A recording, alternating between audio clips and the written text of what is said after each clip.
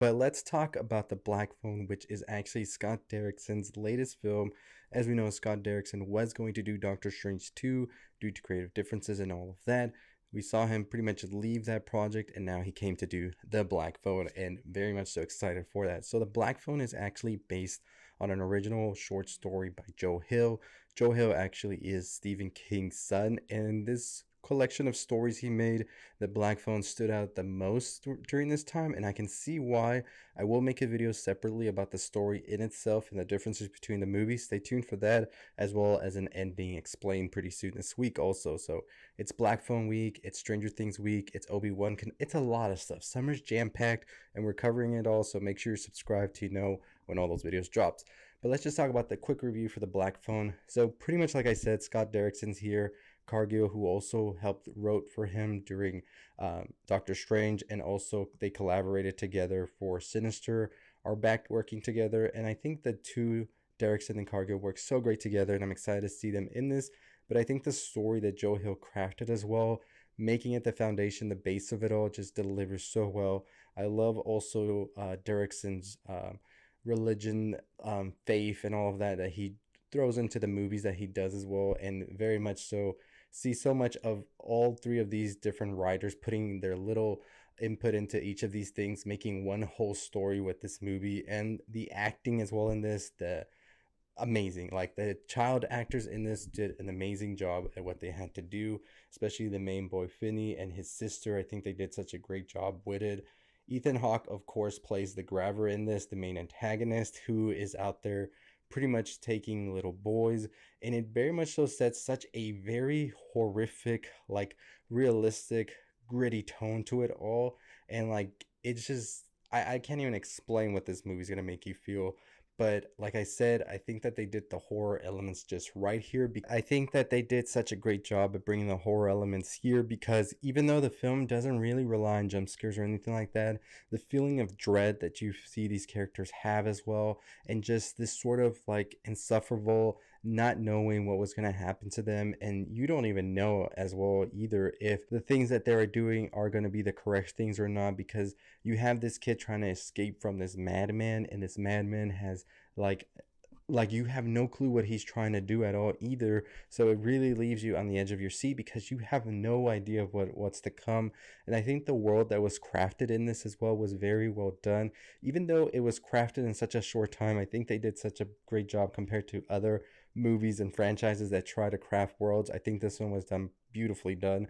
And from start to finish, as I said, the feeling, the whole idea behind this world as well that we were in, because it's not set in present time, it's in the past, but it really does take you to that moment in time. So I think that the film did such a great job at doing that as well. It really does make you feel like there is something there in the shadows as well as you're watching it, and you're not too sure exactly what's happening. There are certain times when Finney has to do something and you're anticipating whether the grabber's coming or not, and so you're just there on the edge of your seat with it all. Like I said, I think Ethan Hawke played such an amazing job as the grabber, and just like the guy on my shirt, Michael Myers, I think that we're gonna see Ethan Hawke be elevated even more after this, because it's funny to think that Ethan Hawke, Scott Derrickson, and Robert Cargill, and also Jason Blum, who are all working on this film as well, started 10 years ago working on Sinister, where Ethan Hawke was playing the good guy, and now Ethan Hawke's being the one, the terrorizer in this new movie Black Phone. So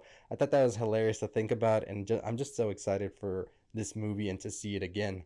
I also think this movie is really a great film to watch in a packed audience. I think that the reactions you get from certain scenes, and just like the scares and everything, are just great to see in an audience. And it really is one of those films that when you're seeing it all together, it definitely is going to be terrifying, but I think if you're there with other people as well, it sort of elevates those feelings, and it's just a good time all around. So I think that this, just as much as a horror film, is a summer movie, and it is definitely one to bring in the audience back. So I'm hoping this one does good at the box office.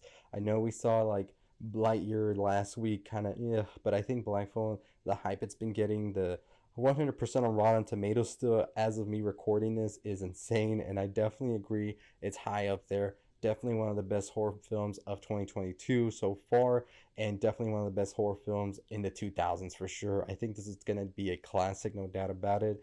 I do hope that this is not turned into some sequel bait type thing where they're going to try and make some things here and there, because I think this was just great as it is, and I don't think that they should really try to dig deeper into that. So I don't want to give too many spoilers about what happens, but I think the way it ends off beautifully and perfect. I will talk about that in my Any Explain, and I'll let you know why I don't think a sequel would be great at all and what made this movie such impactful just by the way it is. So stay tuned for that Any Explain video, and I'll also talk about the short story tomorrow, so stay tuned for that.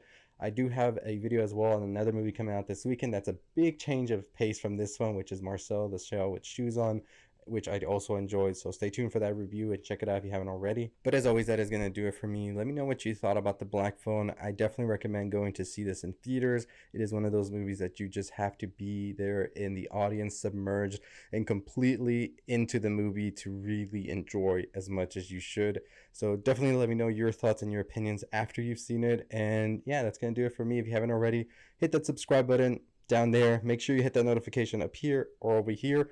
On the road to 25,000 subscribers, we do have a video on The Boys coming out later today, so stay tuned for that. It's the Hero-gasm week, so it's going to be insane. So stay tuned for that video. Also, we did an Obi-Wan Kenobi ending explain, so make sure you check out that video when it comes out. And as always, that is going to do it for me. We are on the road to 25,000 subscribers, so if you haven't already, make sure you're subscribed. Make sure that notification bell is turned on. And as always, that is going to do it for me. I will be doing a watch party for the ending of Stranger Things. Also, I will make that announcement about the details and all of that on Monday. So if you're into Stranger Things and all of that as well, make sure you check out that video on Monday so you know the details of that watch party next week on Thursday night. So I'm excited for that, and I cannot wait. Definitely we'll have more watch parties. Maybe we'll do one for Doctor Strange in the Multiverse of Madness, since that's going to be coming out on Disney Plus. But we'll see when we do that one. Maybe closer to Thor. I don't know. Or maybe even before the Stranger Things. We'll figure it all out. I'm going to be doing a lot during the summer, so stay tuned for all of that by hitting the notification bell. But as always, let me know your thoughts and opinions, and I'll see all of you next time. Stay safe, stay positive.